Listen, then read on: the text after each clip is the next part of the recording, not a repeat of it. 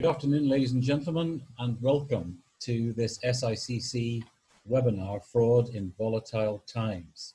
I'm Victor Mills, Chief Executive of the Chamber. It's a pleasure to welcome you and to have your company this afternoon.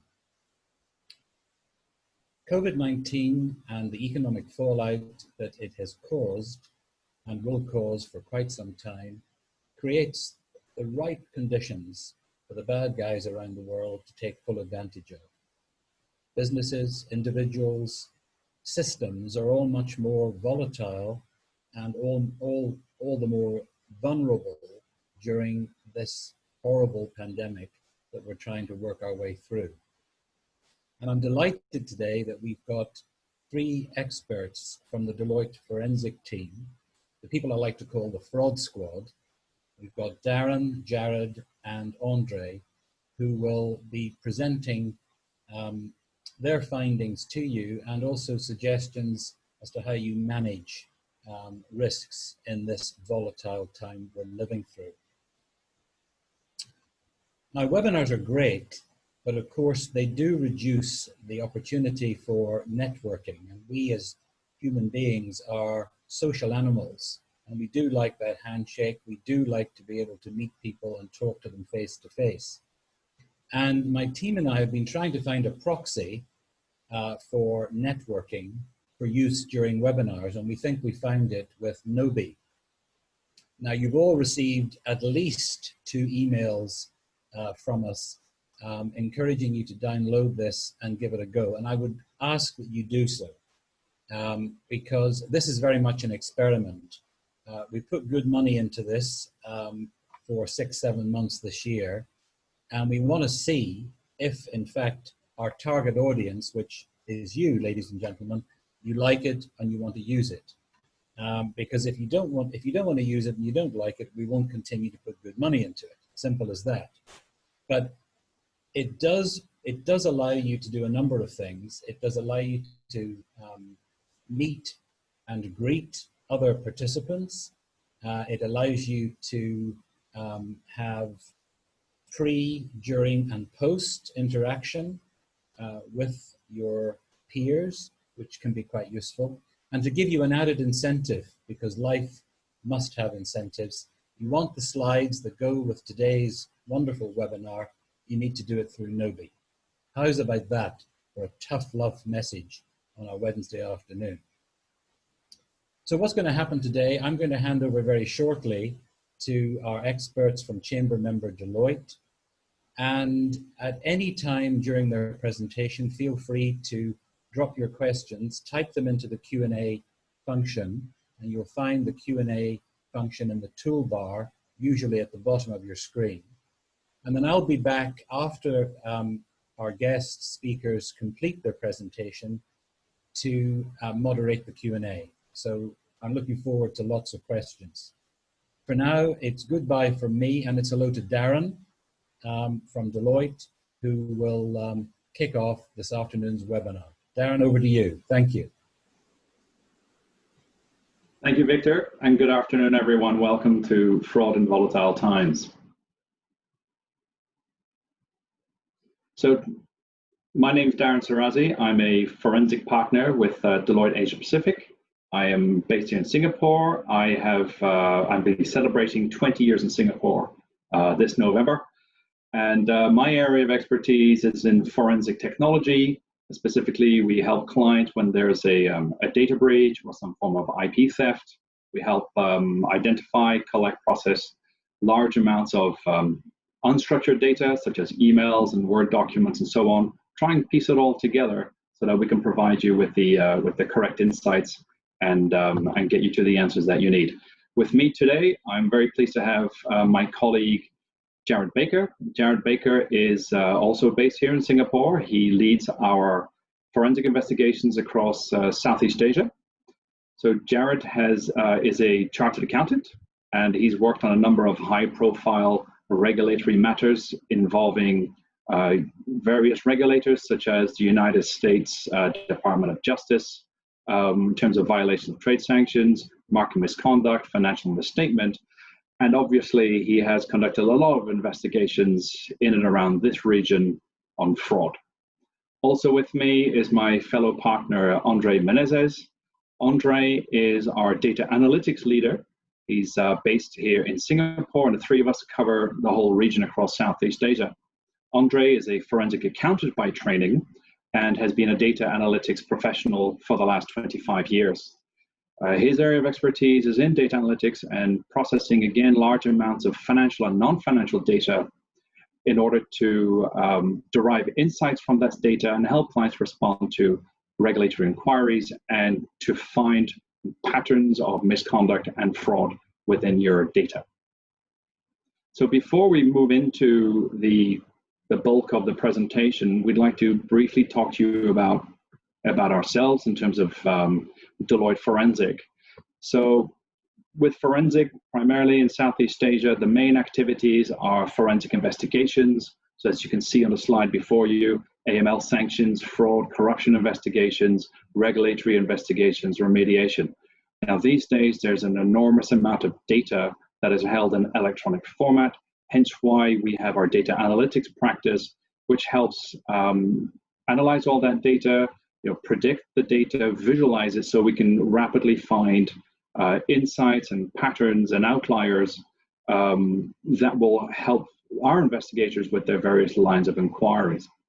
I run the discovery area, as I said earlier, very high level cybercrime, electronic discovery, so looking at laptops, desktops, emails, and so on.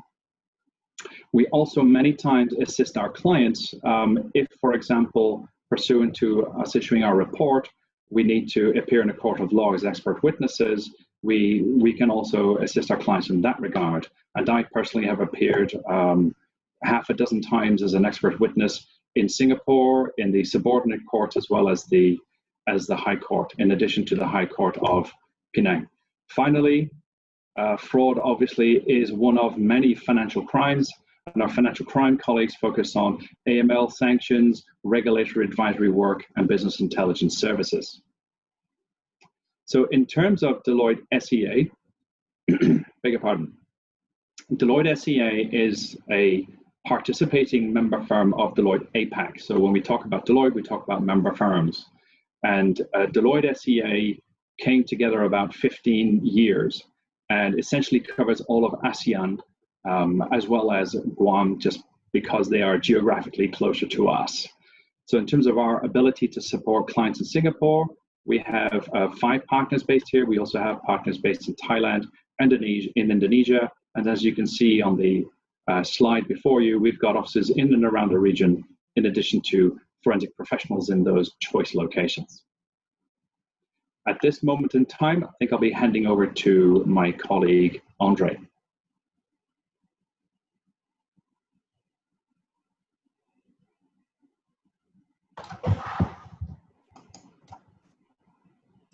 Well, thanks, Darren.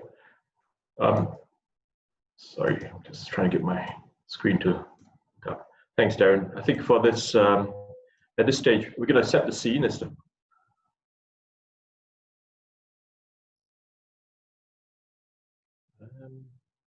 sorry, I'm having issues with my computer, if you just bear with me.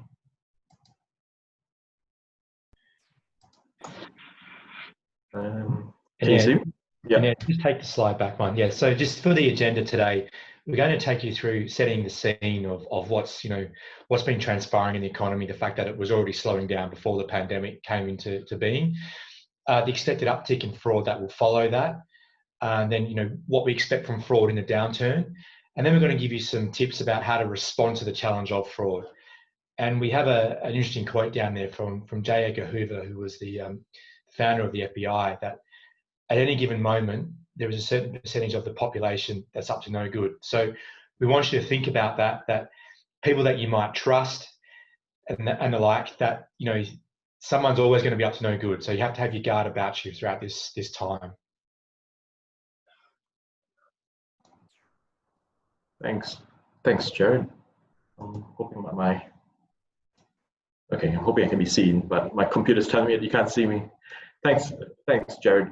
I think the global economy today, I mean, we all know the COVID-19 story, but what was it doing a year ago?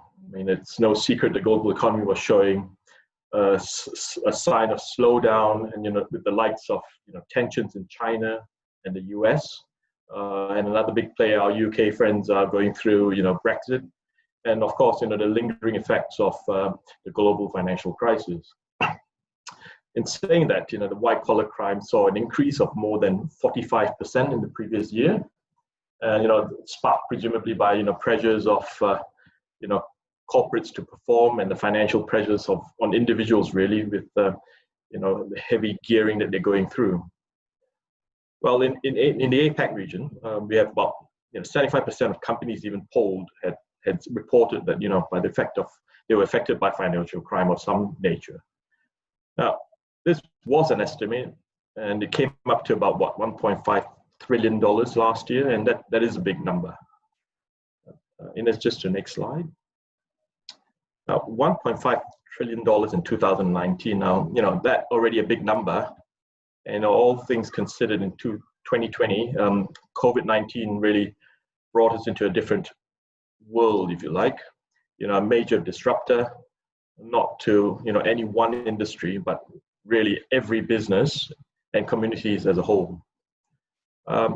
With global supplies failing, both from a production perspective, we've got logistics challenges.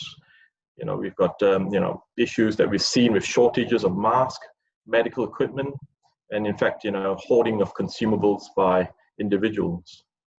Now that coupled with job losses around the world, companies scaling back in order to retain working capital. I mean, companies as large as Emirates laying off 800 pilots last month. I mean, that is quite significant in this, and we haven't seen that for a very long time. All this coupled with high levels of debt, not only with individuals but governments themselves. We're looking at potentially a downfall in our economies around the world. Well, this is all icing on the cake. With livelihoods impacted, people get desperate, and it's really a disastrous recipe, if you like, for increased levels of white collar crime.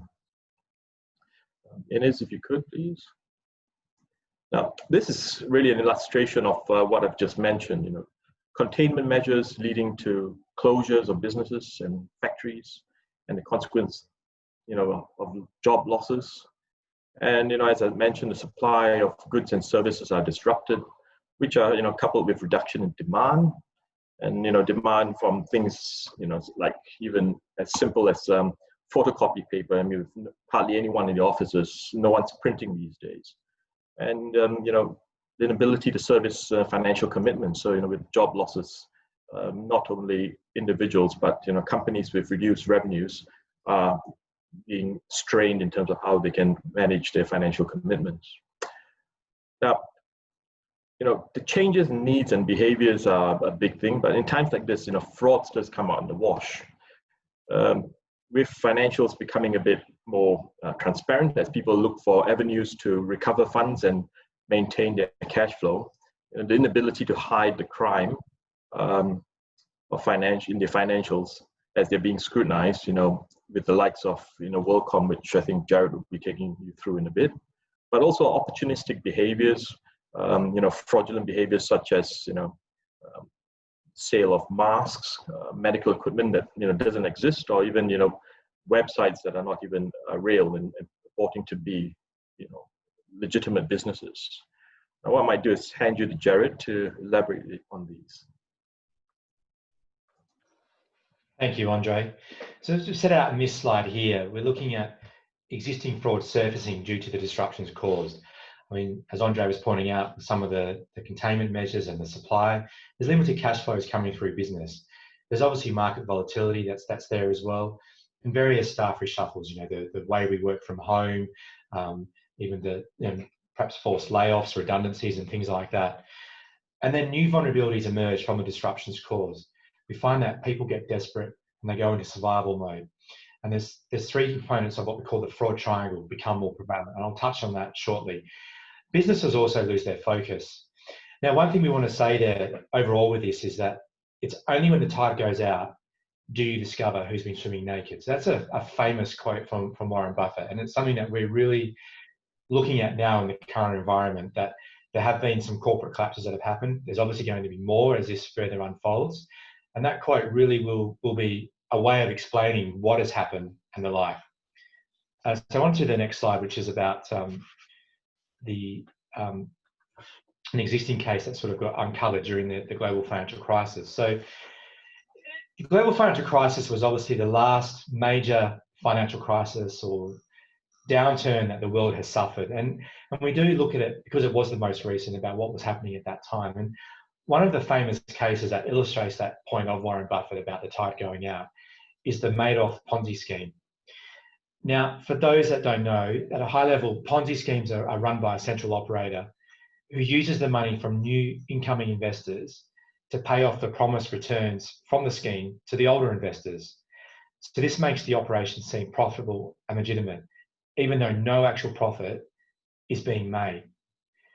Now, to avoid having too many investors reclaim their profits, Ponzi schemes encourage them to stay in the game and earn even more money, a better return and the like. So back in the GFC, when markets started to decline in 2008 and the GFC was coming on to being, redemption requests came through from skittish investors.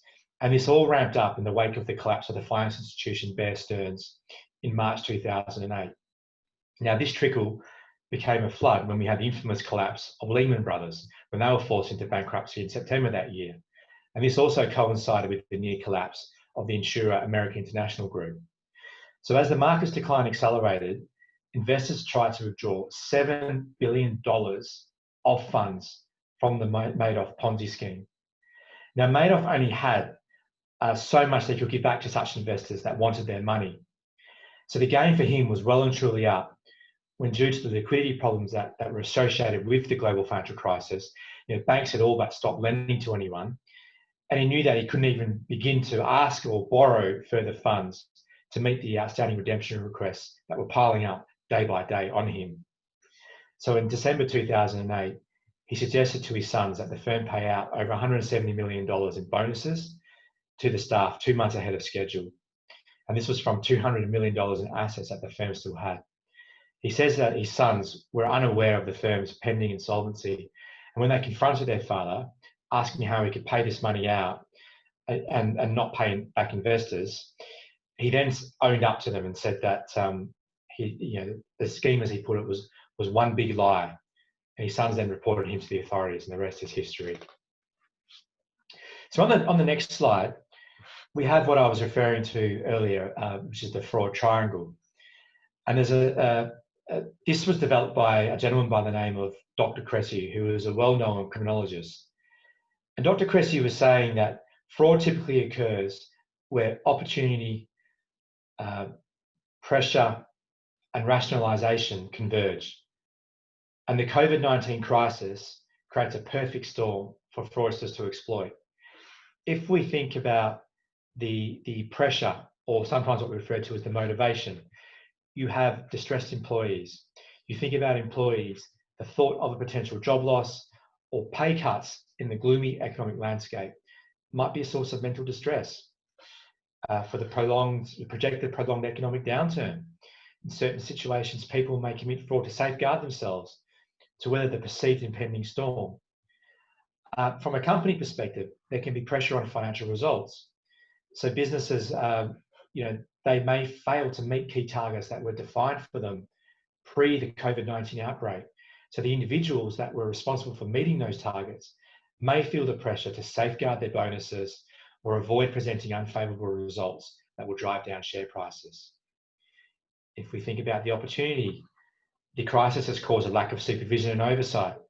So with all the social distancing measures in place, the usual lines of defence, such as management oversight, are no longer present on site.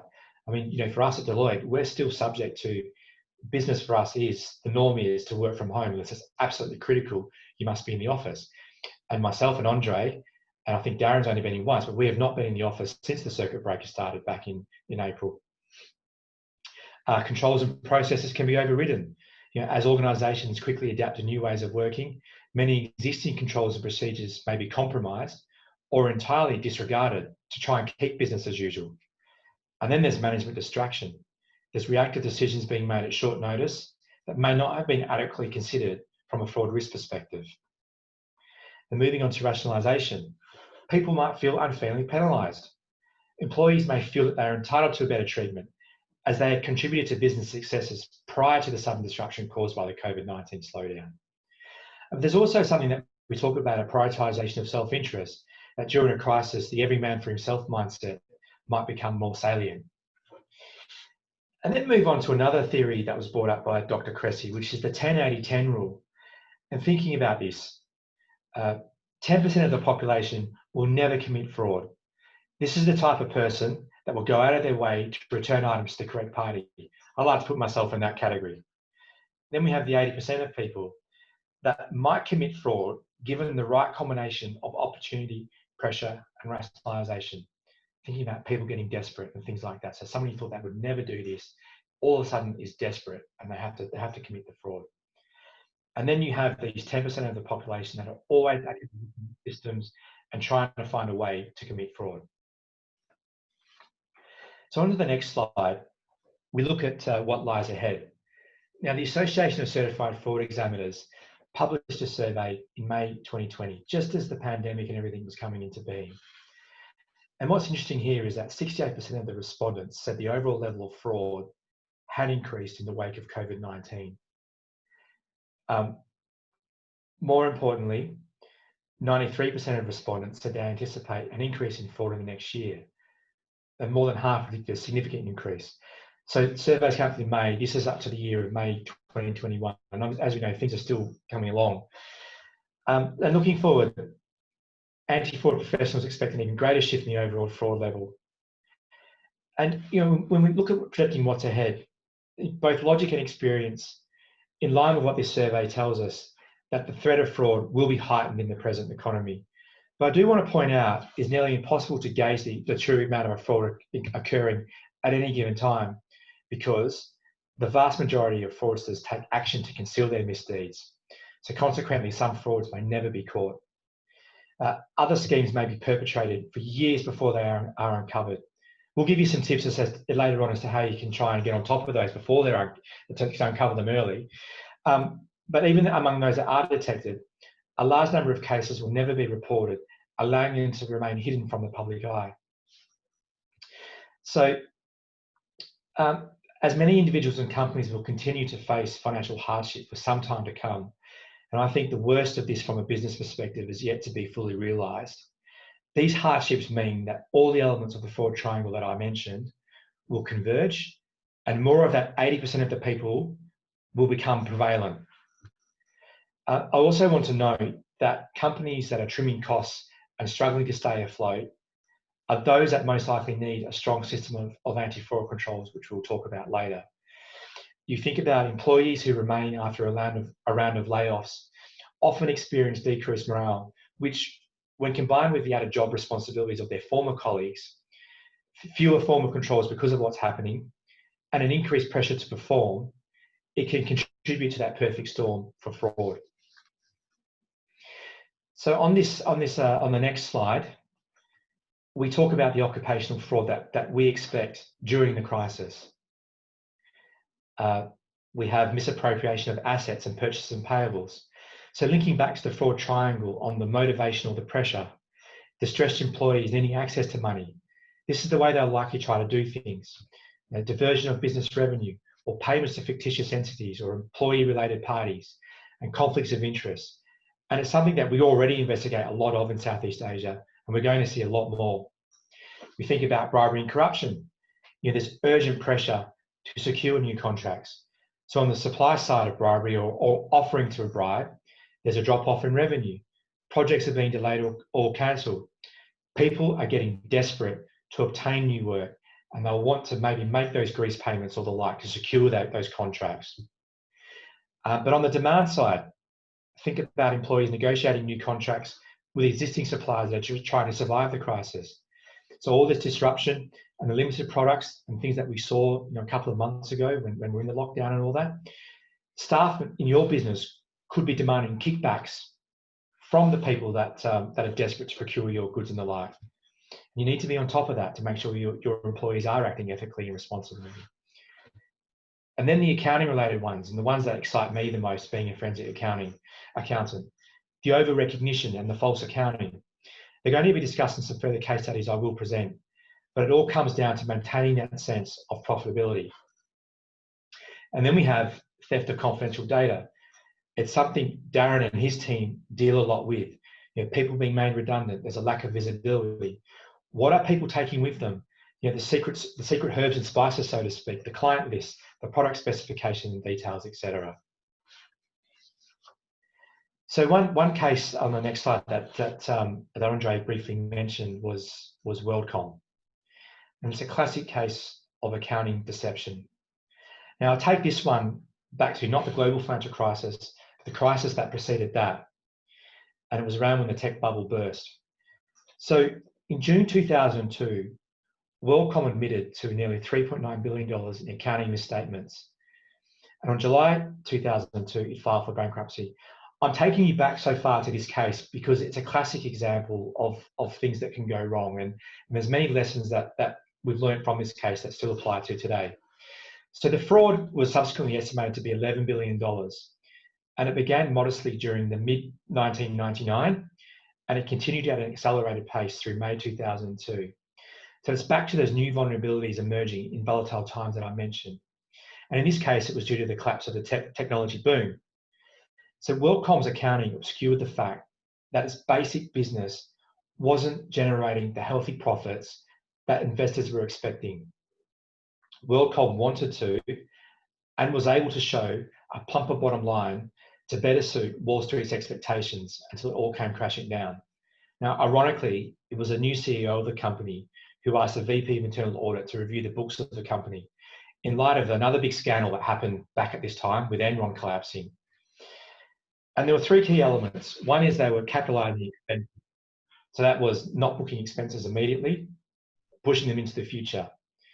So rather than recording what it paid other phone companies to help carry its customers' calls right away, it treated the costs as capital investments, which could be depreciated in pieces over time. Now, this strategy gave an immediate boost to the company's net income by reducing expenses. The second covers one of my favorite areas to investigate, which is what we call cookie jar accounting. And they were inflating provisions for expected expenses and later reversing them to boost their earnings. So companies set aside reserves to cover the estimated costs of things like taxes, litigation, bad debts, job cuts and acquisitions.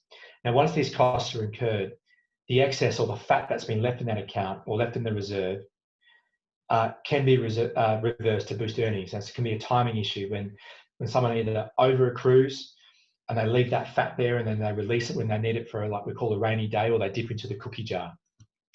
The third one was that they had corporate unallocated revenue accounts.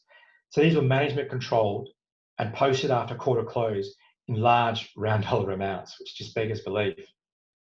So where were the company's external auditors, Andersen? Well, it came out that WorldCom interfered with their auditors doing their job by maintaining inappropriate, tight control over information that Andersen needed, and they denied their request to speak with some employees in the company. They also altered documents with the apparent purpose of concealing from Andersen items that might have raised questions. Now, Andersen doesn't get off scot-free here. They knew that in some instances they weren't receiving full cooperation on critical aspects of their work, but they failed to bring this to the attention of WorldCom's audit committee. So it was some red flags were coming out there, and they really should have pursued things further, and they didn't. And as we know, the rest is history because Andersen no longer exists as a firm. On the next slide, I talk about a more recent example or a more recent high-profile case, which is Luckin Coffee. Now, for those that don't know, Luckin Coffee wanted to become the Starbucks of China. The company was incorporated in 2017 and opened their first stores in 2018. Within 2 years, they went for an IPO. And by January of this year, they managed over 4,500 stores, and they actually exceeded the number of Starbucks stores in China. So that's a really impressive growth story. But a cover-up was exposed. And when this cover-up was exposed, their share price tanked by 81% in 1 day. They've now been delisted from the NASDAQ, and they're under investigation by authorities in the US and China. And when this all broke, the company actually has since admitted that 40% of its sales since the second quarter of 2019 had been fabricated. So there's a firm by the name of Muddy Waters, and they conduct investigative research on public companies while also taking investment positions that reflect their research. They generally take short positions in companies like Luckin Coffee, and they took this short position in early 2020, so earlier this year. And when they took that short position, everything came to light through a report that someone posted on Twitter that listed various smoking guns about Luckin Coffee, red flags and business model flaws. And this report mentioned, as an example, and this is what really excites me as a forensic accountant, about drilling down into the numbers and seeing how things stack up. But the report mentioned that more than 1,000 interns were engaged, and they went across 600 outlets in 53 Chinese cities of Luckin Coffee, and logged some 11,000 hours of store traffic footage on mobile phones and collected over 25,000 customer receipts. Now, from these, the amount of revenue for Luckin was projected, and it was found that the amount fell far short of what had been published by the company. There was also concerns about advertising spend being overinflated, because third-party media tracking showed that Luckin had overstated its third quarter of 2019 advertising expenses by over 150%, especially its spending with a particular vendor. And it's possible that Luckin recycled its overstated advertising expense back to inflate revenue and store-level profit. Now, the investigative report was rumoured to have been conducted by hedge funds. This investigation is still ongoing and more will come out, but it's really the poster boy story of the moment of what's happening in the world since China was affected by the coronavirus coming out in January. Okay, over to Darren. Thank you, Jared.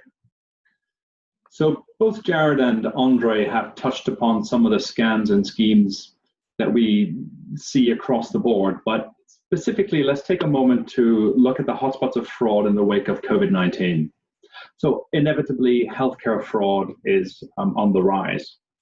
So where, for example, you may have false or unnecessary issuance of prescription drugs, COVID-19 test kits, you may have, for example, billing for services not rendered, etc., etc.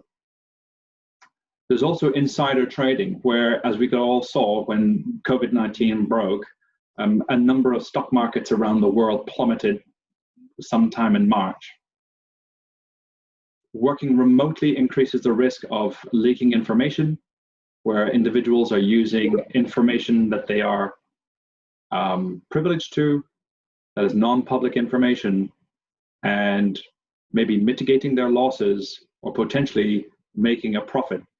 And the poster child for, or the poster case, I suppose, for this type of conduct is a US senator by the name of Richard Burr. So a lawsuit has been issued by a number of shareholders against Senator Burr after he sold a number of shares that were worth approximately $1.7 million after he gained access to non-public information. And this is an offense under United States law, and he's currently under investigation. In addition, there's a number of other scams and schemes that we're seeing, one of which I'll touch upon in a moment. But if we look to the bottom left in terms of e-commerce and cybercrime, where we're seeing a customized or a bespoke approach to what's known as business email compromise. So business email compromise generally is where you receive an email that impersonates somebody whom you trust. So possibly your manager, maybe your CFO, for example, and they act upon information that they may be privy to. However, they are an external person looking for you to trick you into releasing funds without authorization. So that's a mixture of using technology and also using social engineering to trick people into releasing money without authorization, therefore defrauding the company. What we're seeing a lot is a number of these scams that are taking place over email, where maybe, for example, they're looking for donations to charities. We have seen charities' websites being hijacked by cyber fraudsters and people willing to donate money, and then that money sometimes is in Bitcoin or it's in actual cash through online payments such as Payla, PayNow, PayPal, credit card online, and so on. Government contract fraud. Obviously, the governments around the world are playing a very important role in helping protect the population from COVID-19, and that involves not only a massive injection of capital into the economy to keep the economies going, but also large purchases of what's known as PPE, so personal protection equipment. So think of masks, think of these plastic visors, caps that may cover the whole head, such as surgeons, gloves, and all other type of equipment that you may associate with surgeons, but our frontline healthcare workers need to use in order to protect themselves as they help treat the population against COVID-19. Deloitte has actually been engaged by a government to conduct due diligence on companies wanting to provide protective personal equipment, or personal protective equipment, beg your pardon. So we know our colleagues, for example, have unearthed companies that maybe previously manufactured garments, and now suddenly they are manufacturing medical grade equipment. Or maybe the website was just set up 3 months earlier and they're claiming to have a very long history of producing medical equipment. So government contract fraud, because the purchases are so large, provides great opportunities for individuals to commit fraud. There's another case in the UK in terms of bribery and kickbacks of government officials in order to procure equipment for the National Health Service in the UK. Moving on to the next slide, Ines, we have a great study that kind of brings together various aspects of what I just spoke about. So this is a case that took place in Germany. And the alleged cyber scam began when the company tried to buy 10 million masks valued at about 50 million euros. So that's roughly, I guess, about 20 million Sing dollars. So taking advantage of the supply shortage, and I'm sure as you've read the news, there are a number of these cases where, for example, masks have been seized by foreign governments en route to them, et cetera, et cetera. This is a perfect opportunity for fraudsters to commit their misconduct. In this particular case, they took advantage of the current supply shortage. They established a fake online shop to supply sanitizers, gloves, surgical masks, and so on. But in fact, none of these products actually existed. They didn't have any stock. The German buyer was requested to make a down payment through this website that was set up in the Netherlands, and the down payment was made into an Irish bank account. 1.5 million euros for setting up a fake website. That's a pretty good return for the fraudster.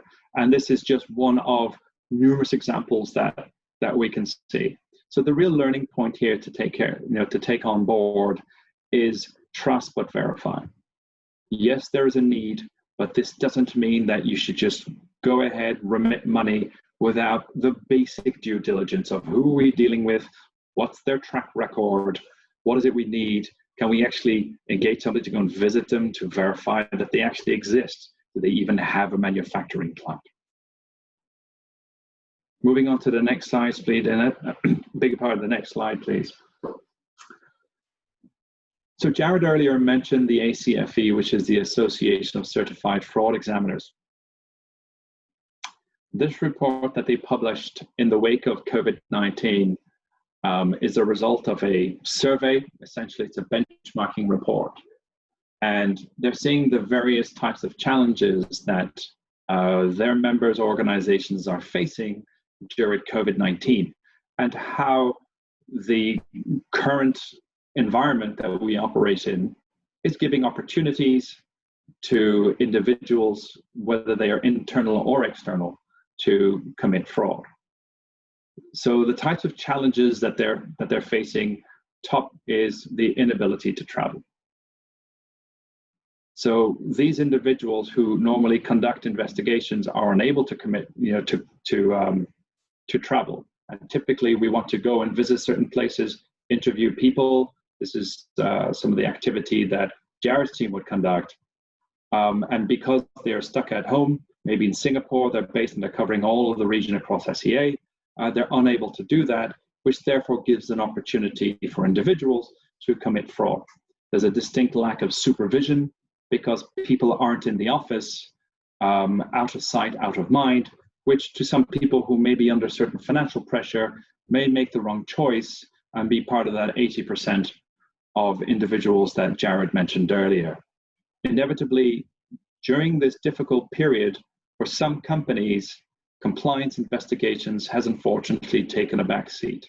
And the reason why is that their sheer financial survival is at stake here. So they're really focused on maintaining financial stability, maintaining cash flow. Unfortunately, what that means is that when you release the controls or you loosen the controls, then gives opportunities for fraudsters to commit their misconduct. So with that said, we will provide this. There's no point in going through every single types of challenge that we face here. And in the interest of the time, I shall pass this over to Andre, who will lead you through the next few slides. Andre?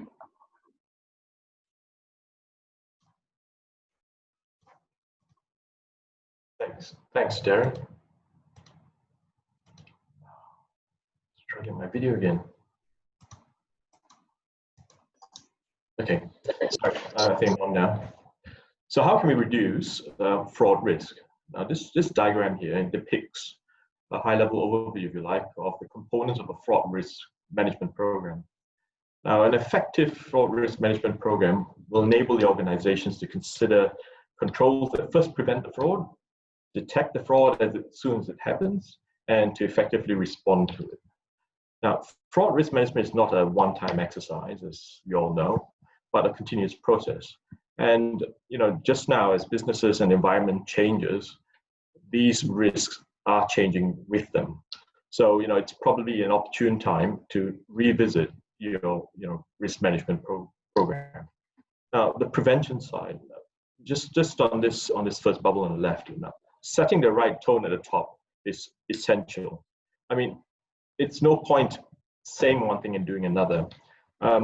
I worked with a client once, and the CEO said, it's a zero tolerance program, and I want heads on sticks. I mean, the fact that we found a small case when we first started off, it was to some companies to be rats and mice, but he took it to the end, and by doing so, he set that tone, which saw the company actually have a reduction in incidents of misconduct, if you like. The other thing is to ensure policies are up to date. Now, risk assessments need to identify the risks. Controls need to be tested, and importantly, I think staff need to be trained. You could have policies in rooms from wall to wall, but if the staff don't know about it, they're just pretty much pointless. Now, on the predict and detect side, you're going to have measures in place to help detect fraud, and I think very importantly is to empower your people to speak up and say something. Give them a way to report the concerns, but at the same time, I think the proactive detection and prediction, if you like, are key and quite important. And I'll touch on them a little while later after I pass through a few slides. Now, the thing I'm touched on just now in terms of responding is key. I mean, there are views by some companies that say, well, it's a $200,000 fraud. We'll have to incur another 100,000 to investigate it, but that's part of setting the tone at the top. If you don't investigate it, it just puts in people's minds that there is a cost benefit in the minds of management, and then if the amount is not too big, they'll tolerate it, and at worst instance, I leave the business. So even now with COVID-19, I suppose there is this question about, can I respond? But the technologies that are able to assist, we've conducted investigations just now, and in some cases we've done investigations here in Singapore for companies out in Vietnam, for example. So really, technology has enabled us these days to actually move ahead with the investigations. Now, I think, as I mentioned just now, with these disruptions, it changes to the way you do business. The time to revisit your risks, controls, and detection systems is pretty much now. Now, on the next slide, I will pick up on the point of detection. So clearly on this slide, you see that detection of fraud sort of tapers off with the tip-offs taking first place, if you like. But what I will do now is just focus on 2 points of detection in particular, which would be the whistleblowing side, which is your tip-offs, and importantly the monitoring side, which is something that's close to my heart. Historically, whistleblowing tip-offs, if you may, has been most effective in detecting crime. I think it takes the top spot, 40%, and of cases investigated. And to what I mentioned just now, the monitoring side, it's 9 space, I think if I'm right, and it accounts for only 3%. Now, I will, and I want to touch on that as to why it's been seen or has been mentioned by the likes of the DOJ and the SEC in terms of how do you actually pick up corruption, fraud, and the like as a major point at that. Yet, it doesn't take top spot, if you like. So, Ines, if you could. Yeah, thank you. So, whistleblowing, major forerunner, proven to be absolutely effective. It's easy to set up and arguably low cost. In most countries, this has even become legislation. I've just moved here from Australia, and there's a big flurry of activity to get continuous these whistleblowing programs up and running. And the implementation of the program needs to be carefully thought through, I suppose. This wheel here, it provides an overview of the implementation flow for a digital whistleblowing program. Deloitte naturally has one, as with our competitors. There's 7 essential steps to the execution, but there are 2 points that I'd like to touch on, and that's steps 3 and step 7, I suppose, in the process.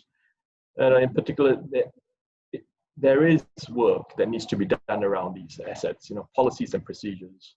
And as I mentioned before, in Australia, it's the whistleblower program is actually better known as protected disclosures.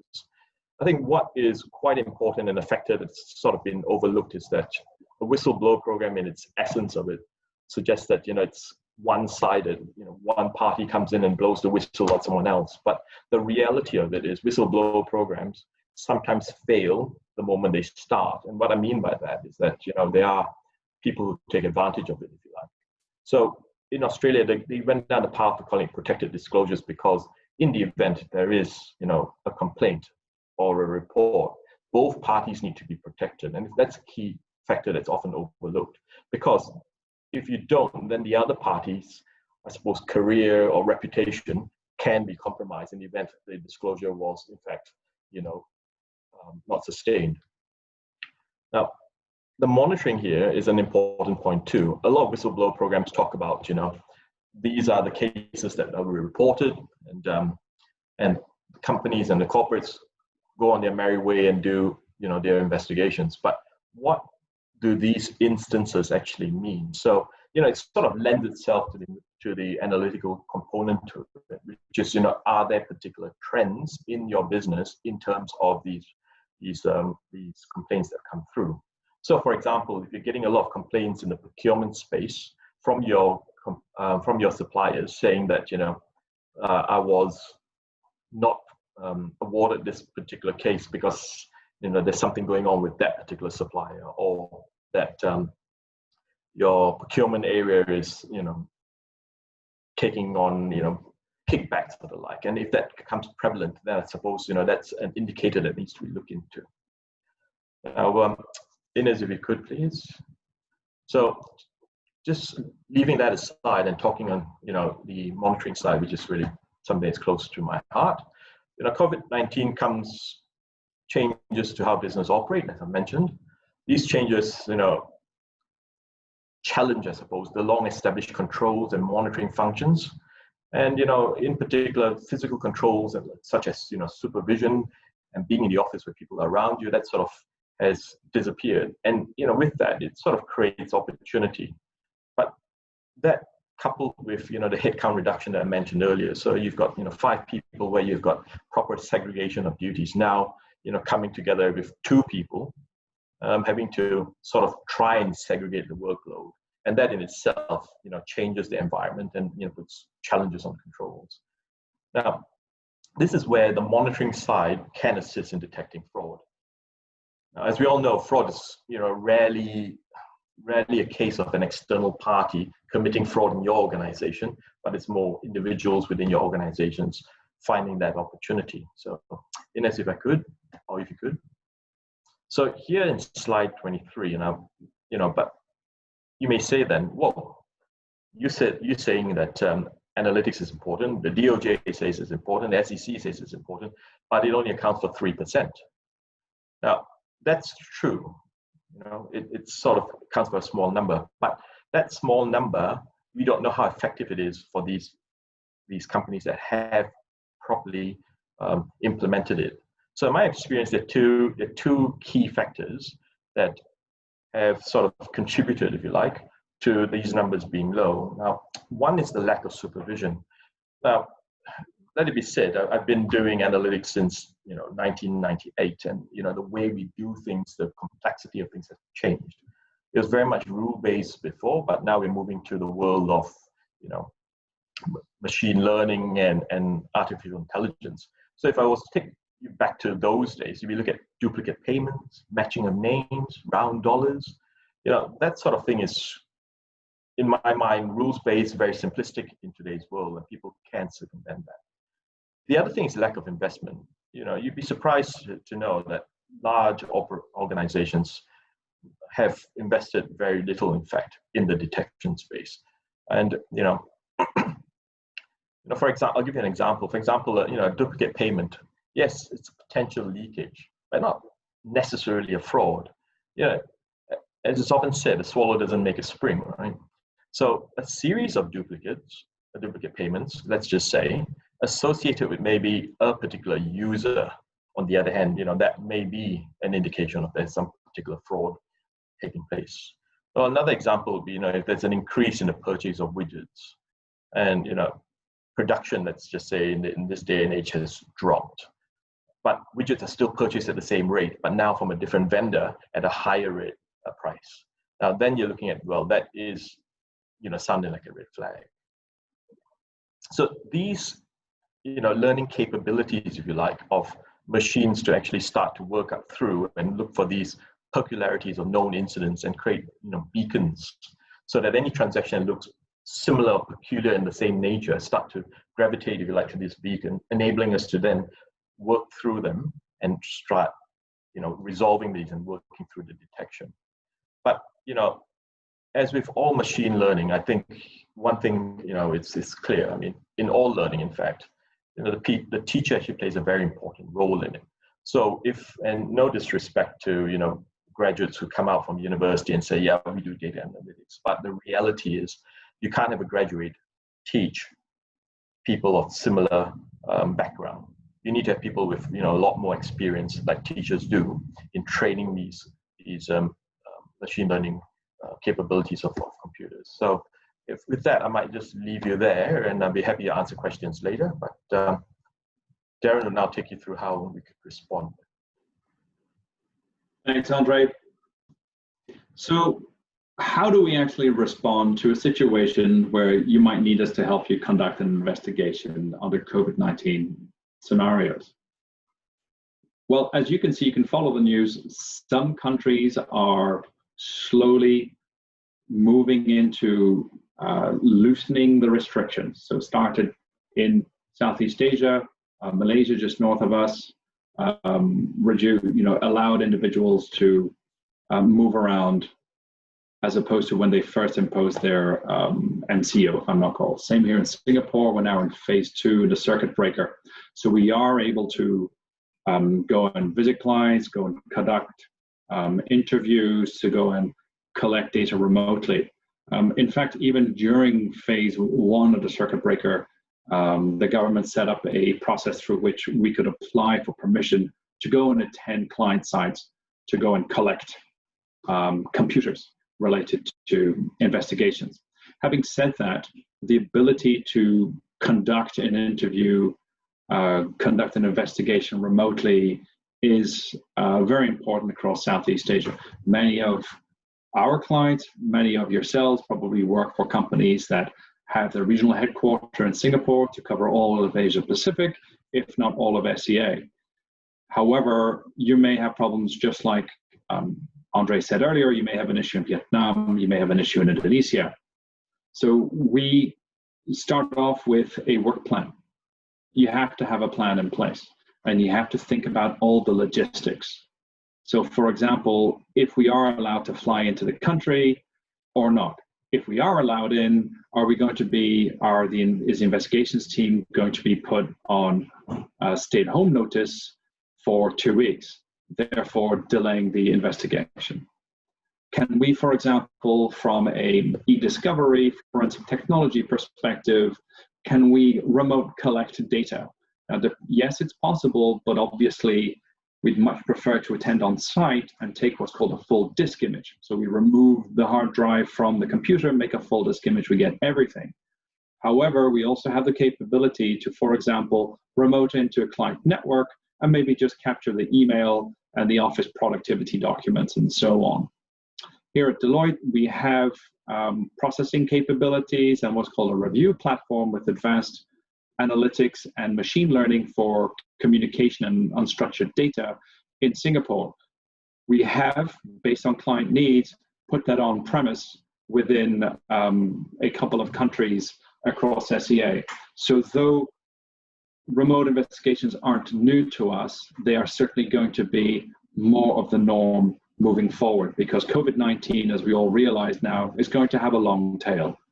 And it's going to affect the way we conduct business, how we live our lives. Business intelligence has always been, for the most part, done remotely, so no real change there. And with data analytics, many times Andre's team needs to collect data from, let's say, an ERP system or CRM system. Many times that can be collected remotely, and the data can be processed either on-premise, either in Singapore in our data center, but more and more here at Deloitte, we are leveraging the power of the cloud so that we can get the answers that you seek much, much faster. At this point, I'm going to ask Jared to step in and cover the last portion of conducting investigations remotely, which is primarily around interviewing. Jared? Thanks, Darren. So one of the first things is that, consider conducting your interview over video rather than telephone and record it. But ensure that your approach to recording the interview is compliant with the laws in the relevant jurisdiction. And if you are conducting an interview for a matter which may go to court, my suggestion is that you discuss your approach with your legal advisor to avoid the interview being deemed inadmissible as evidence. Now, think about some of the challenges, though. There's a lack of feel. There could be technology issues. I mean, Andre's been a good example of that today, where best laid plans can go wrong. And you also may not be able to properly assess the subject's body language by doing it remotely. Before conducting the interview, planning is key. Develop an approach for effective questioning. As per usual interview techniques, avoid the use of predetermined list of questions. This rigid approach can be restrictive and it can be counterintuitive to the overall interview process. So standard conversation management techniques are still what we would recommend that you do. Consider how you present evidence to the subject and whether sharing of documents over email or video conferencing software will be sufficient in your circumstances. You need to ensure that the subject understands which documents you're referring to and that they have the ability to review and reference the material. So you need to maintain a proper continuity of your exhibits and evidence. So you should adhere to strict exhibit naming conventions. So it can be clearly identifiable in any future proceedings, and that the evidence being discussed is clear and not confused with other similar exhibits.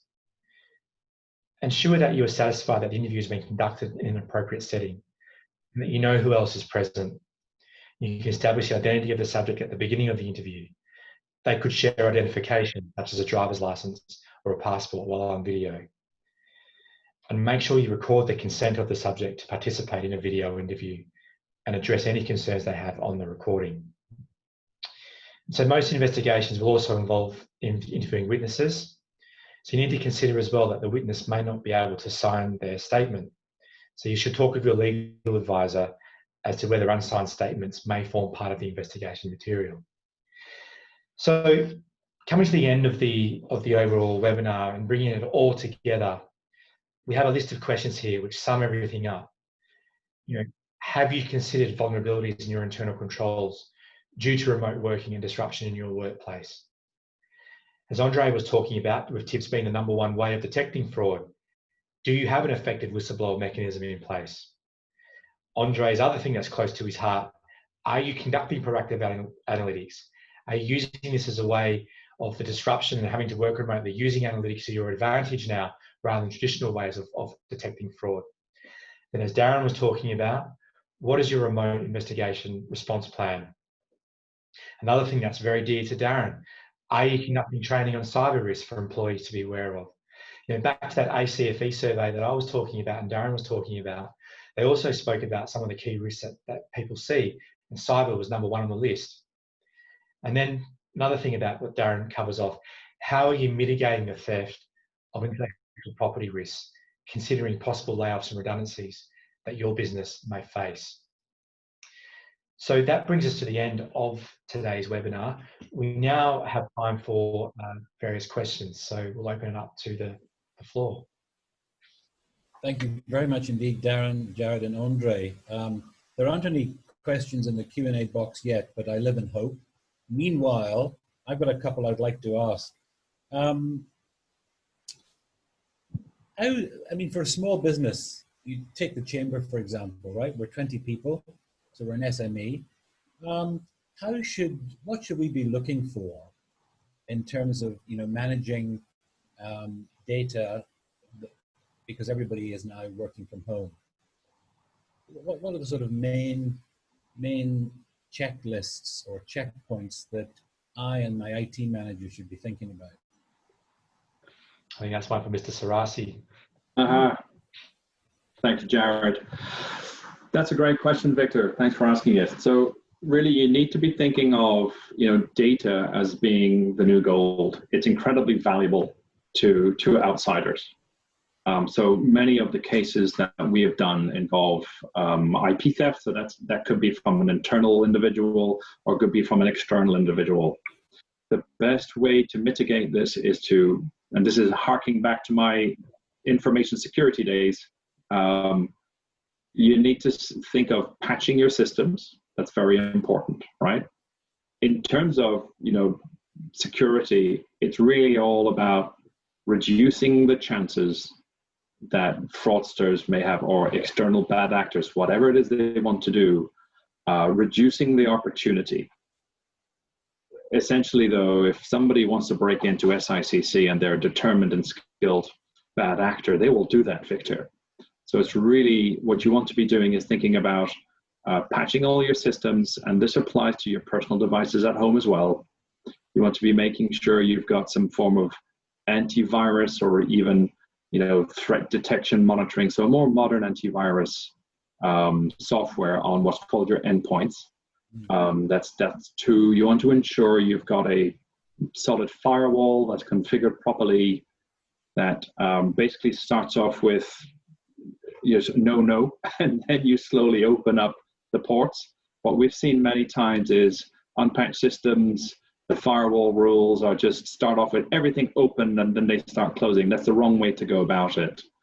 So that sounds very complicated, but just go and hire yourself an IT manager, and they should know how to do this. You don't need to particularly invest in some massive system in order to reduce your threat surface. But with that said, you need to also be thinking about security as a chain, right? So you've got the hardware, you've got the operating system, you've got the software, but ultimately it's all about the weakest chain the weakest link in the chain. And many times, Victor, that's people, and they get tricked. And one of the most famous hackers, Kevin Mitnick, by his own admission, was not very technically bright, but he was a brilliant con artist. So he used social engineering. So they do a lot of research. So these days what's going on is they do a lot of research online. LinkedIn, if you read the papers, unfortunately, Singaporean is being charged in the United States for acting as a foreign agent. A lot of his research was done on LinkedIn. Social media such as Facebook, you think of Instagram, Twitter. People spend a lot of time performing reconnaissance to get to know you, Victor. How are you? Who are you? Where do you live? What do you do? Who do you know? And then they piece all these different parts of the puzzle, and then they might send you, typically it's business email compromise. So it's a fake email, but it looks legit. It looks like one of your friends, or it may look like an organization that you've dealt with before, and because you recognize and go, oh, they're automatically trusted. And we, as human beings, automatically like to trust. But I take you back to one of my sayings, which is trust but verify. If something looks too good to be true, it is. If something looks fishy, just delete. If somebody really wants to get to you, they'll send the email again. They'll call you. They'll WhatsApp you, right? So you do need to be, a little bit street smart, because it is so easy to trick people. And a lot of these attacks are automated as well. There are individuals who are buying software that can automate these scam emails and so on. Yeah, I mean, and I fell victim to one of these wonderful con artists on LinkedIn. Right. But because I got a message from a good friend with an attachment, a very well written message. There was no red flag. It sounded like my friend. I clicked it, and then all hell broke loose. Mm-hmm. By all hell, it meant that my account was then sort of sending out multiple messages of a similar nature to the entire platform. LinkedIn security marched in, shut me down, made it very hard for me to get back on LinkedIn, had to jump through massive numbers of security checks, verifications, and so on. So it was a real object and rather abject lesson that you can never let your guard down. Mm-hmm. And you're absolutely right. It's the human factor. You think something looks okay. And I must confess, I am incredibly security conscious with email. And I get an awful lot of stuff that is clearly dodgy, and I never open it, I just delete it. But on LinkedIn, it never occurred to me that the bad hats would be on LinkedIn. Call me naive, but I just it never occurred to me. And yeah. boy, did I learn a valuable lesson. I really did. So now I'm just as security conscious with LinkedIn as I am with with emails. Yeah, absolutely. And it's not just email. Like you said, it's social media, it's SMSs, it's WhatsApps with these, online gambling or people offering you money, even phone calls with an automated, message, where DBS, and, many times it's in Mandarin, where I just hang up. DBS would never call me in Mandarin. They know, I know they don't operate that way. And my relationship manager would call me in English, right?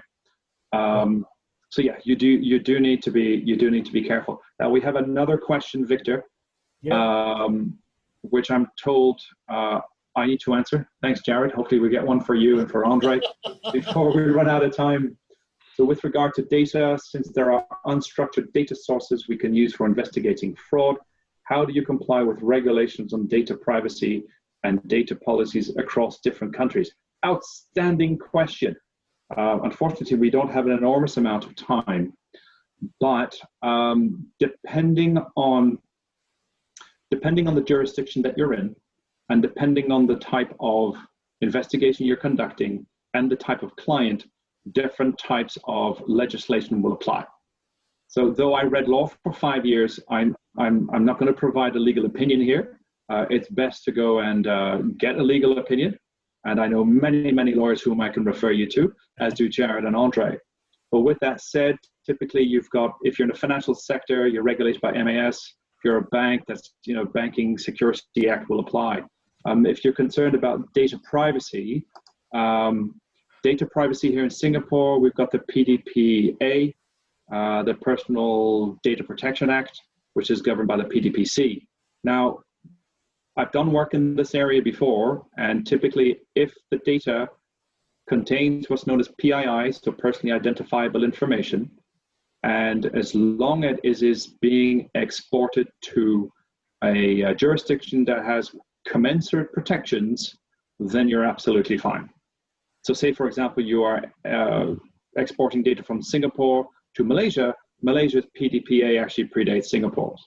Or you're sending it into the EU where we got GDPR, you'd be absolutely fine. If on the other hand, you're going to send it to, let's say Myanmar, then there could potentially be issues there. As we know, the fines are going up. The largest fine is $1 million, and I understand that that is being revised by a working group run by the PDPC. In terms of data residing in other countries, Andre mentioned Vietnam. So we currently have an engagement in Vietnam, and because they have an Official State Secrets Act, they also have a Cybersecurity Act and strict data privacy law and protection for employees. We have premises there, we have systems there, and we have the ability to collect and host the data in country. And if, for example, we need to produce that data, or our client needs to produce that data to an external regulator, we will then engage with a local council to opine on what can and can be exported for the purpose of responding to an overseas regulatory request. I hope that answers the question.